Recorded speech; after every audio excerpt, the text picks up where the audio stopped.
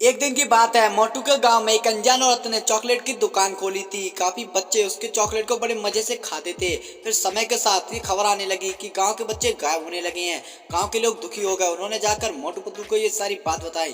फिर मोटू पतलू ने उनकी बात ध्यान से सुनी और उसके बाद वो लोग समझ गए कि गाँव में जो भी ये हो रहा है वो सब उस चॉकलेट वाली के कारण हो रहा है। फिर मोटू पतलू ने अपने पड़ोस वाले से चॉकलेट मंगाई और उसे रात में अपने साथ सुला लिया। रात में उस बच्चे ने चॉकलेट खाई और वो चलने लगा। फिर मोटू पतलू भी उसके पीछे ये देखने के लिए चलने लगे कि वो कहाँ जाता है। तभी देखा उन्होंने कि वही औरत टुकड़ा टोना कर रही थी। वहाँ सारे बच्चे खड़े थे। फिर मोटू पतलू ने तुरंत उस औरत को पुलिस वाले के हवाले कर दिया। इस तरह बचा लिया सारे बच्चों को। एक दिन मोटू पतलू एक साथ जा रहे होते हैं, तभी उनके रास्ते को काली बिल्ली काट जाती है। तो मोटू पतलू से कहता है, मोटू पतलू देखो काली बिल्ली ने रास्ता काट दिया। तो पतलू कहता है, अरे ऐसा कुछ नहीं होता है, देख मैं आगे जाकर दिखाऊंगा और मुझे कुछ नहीं होगा। इसको कहने के बाद पतलू आगे जाने लगता है। फिर कुछ ही समय बाद पतलू की तबीयत खराब होने लगती है और एक दिन पतलू मर जाता है। तभी वहाँ पर एक तांत्रिक आता है जो कि उन सबको बताता है कि पतलू मरा नहीं है, बल्कि पतलू की आत्मा को कुछ भूत ले गए हैं। तो मोटू कहता है कि ये ज्योतिषी बताओ मैं कैसे अपने दोस्त को सही कर सकता हूँ। फिर पंडित कहता है कि काली पहाड़ी पर जाओ, वहाँ पर तुम्हें 3 सर वाली चुड़ैल मिलेगी। तो फिर मोटू काली पहाड़ी के काली जंगलों में होते हुए अपने दोस्त को बचाने के लिए जाने लगता है। फिर उसे एक गुफा मिलती है, वो उस गुफा में घुस जाता है। तभी उसे सामने वही तांत्रिक दिखाई देता है। फिर देखते ही देखते हुए तांत्रिक 3 सर वाली चुड़ैल में बदल जाता है और कहता है कि मोटू मैं उस समय तेरी मदद नहीं कर सकती थी, लेकिन यहाँ पर बहुत सारी मेरी शक्तियाँ दोगुनी हो जाती हैं। फिर पतलू मोटू कहता है कि बताओ मैं अपने दोस्त को कैसे सही करूं। फिर चुड़ैल कहती है कि चुड़ैल अपनी शक्ति से मोटू को 3 सर वाला चुड़ैल बना देती है और कहती है, मोटू अब तू भी यहाँ से भाग जा, वरना तेरे दोस्त को कोई नहीं बचा पाएगा। फिर मोटू डर जाता है और अपने दोस्त को बचाने के लिए वापस घर आने लगता है।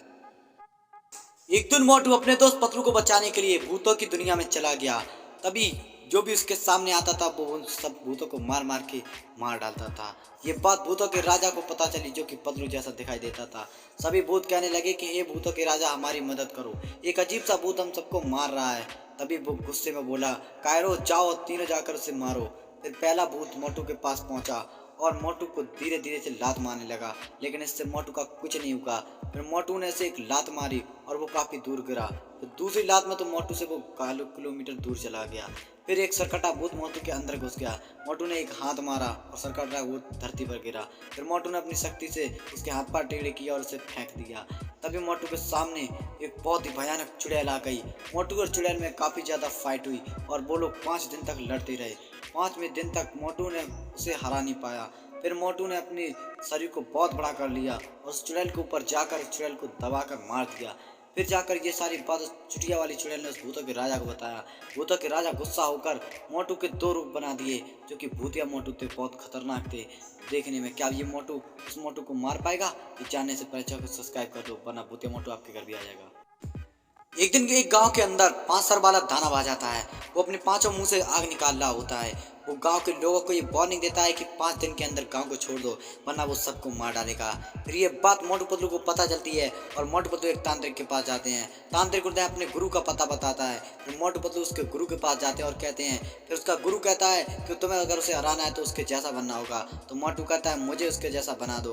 तो फिर वो तांत्रिक कहता है कि इसके लिए तुम्हें 3 सर वाली चुड़ैल के पास जाना होगा।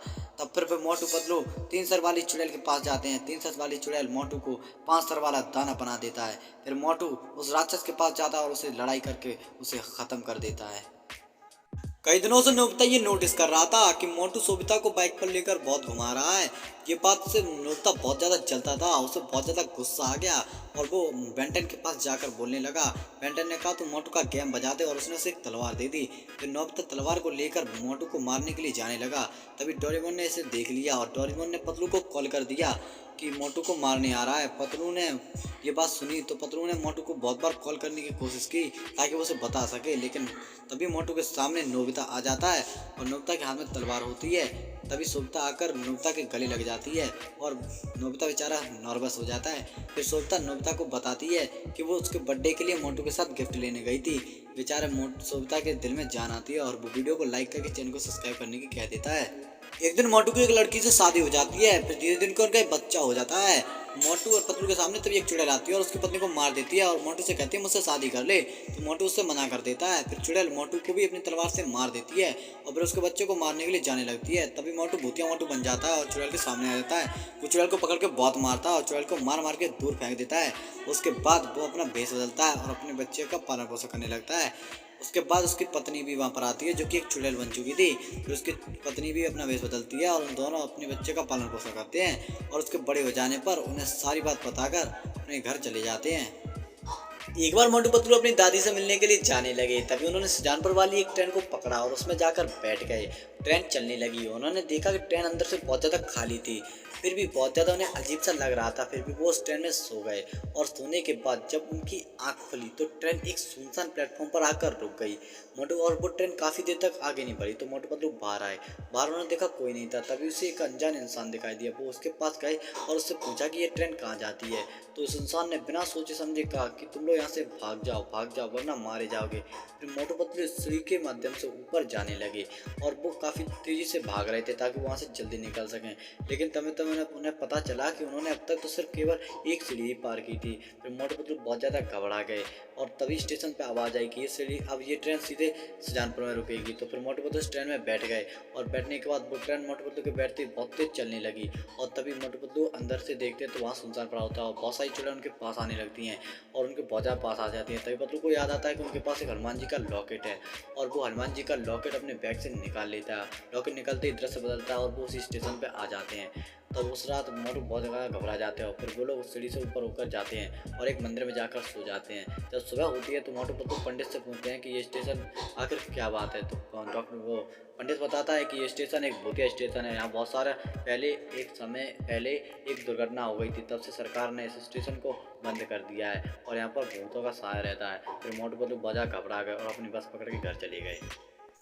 एक बार मोटू पतलू बाइक लेकर बड़े ही मस्ती में घूमने के लिए शहर में जाते हैं। वो काफी ज्यादा घूमते हैं और तभी उन्हें पता चलता है कि उनकी बाइक आसमान में उड़ रही होती है और आसमान में बहुत ज्यादा ऊंचाई पर रही होती है। फिर मोटू पतलू को पता चलता है कि उनकी बाइक को एक राक्षस उठाए बैठा है। पतलू बाइक से कूद जाता है ताकि वो अपने मोटू दोस्त की मदद कर सके, लेकिन वो राक्षस मोटू को लेकर आकाश में उड़ता ही चला जाता है और काफी दूर ले जाता है। फिर पतलू को याद आता है कि उसने एक जिन के बारे में सुना था। वो जिन को ढूंढने के लिए जाने लगता है। तभी उसे जिन की गुफा मिल जाती है। फिर गुफा के अंदर वो जाता है। उस गुफा के अंदर उसे जिन मिल जाता है। तो वो जिन से कहता है कि जिन भाई मेरी मदद करो, एक राक्षस ने मेरी बाइक को उठा लिया है और उस बाइक पर मेरा दोस्त बैठा है और वो मेरे दोस्त को आकाश में ले गया है। फिर सारी बात वो जिन को बताता है। फिर जिन राक्षस के पास जाता है और राक्षस को अपनी शक्ति से मार देता है। एक दिन मोटू रास्ते में चॉकलेट खाता हुआ जा रहा होता है। तभी एक चुड़ैल मोटू के अंदर समा जाती है और मोटू एक भूतिया मोटू बन जाता है। वो हवा में उड़ने लगता है। तभी मोटू को वीर देख लेता है और वीर जल्दी से जाकर मोटू के माता को बता देता है कि मोटू भूत बन चुका है। तो उसकी मम्मी रोने लगती है, हाय मेरा मोटू भूत बन गया, हाय बचा लो मेरे मोटू को। तभी वहाँ पर भूतिया मोटू आ जाता है और कहता है मुझे खाने के लिए कुछ दो। तभी उसकी मम्मी उसका कान पकड़ के उसे ले जाने लगती है और उसे ठंडे पानी से नहला देती है, जिससे उसका भूत बाहर निकल जाता है और मोटू ठीक हो जाता है। एक बार एक साइंटिस्ट एक हाथी पर एक्सपेरिमेंट करता है। वो हाथी को एक उड़ने वाला हाथी बना देता है। मैड मैक्स हाथी को बहुत मारा करता था, इसलिए हाथी उस साइंटिस्ट को पसंद नहीं करता था। इसलिए हाथी एक बार उसे जंगल में छोड़ आता है और वो साइंटिस्ट रोता रह जाता है। तभी हाथी शहर में सबसे ऊपर आसमान में उड़ने लगता है। लोग उसे देखकर उसके पास जाते हैं। तो ये बात मोटू पतलू को पता चलती है और मोटू पतलू भी उसके पास आते हैं। तभी मोटू हाथी की पूंछ पकड़ लेता है और हाथी मोटू को उड़ाकर ले जाने लगता है। पतलू भी उड़कर मोटू को पकड़ लेता है। इस तरीके से बहुत सारे लोगों की एक चैन बन जाती है और हाथी उन सबको आकाश में उड़ाए ले जा रहा होता है। तभी जाकर बहुत सारे ऊंचे पर जाकर हाथी मोटू से कहता है कि मोटू शहर कितना बड़ा है। तो मोटू कहता है बहुत बड़ा है और उसकी हाथी से पूंछ छूट जाती है और वो सारे लोग आसमान से धरती की तरफ गिरने लगते हैं।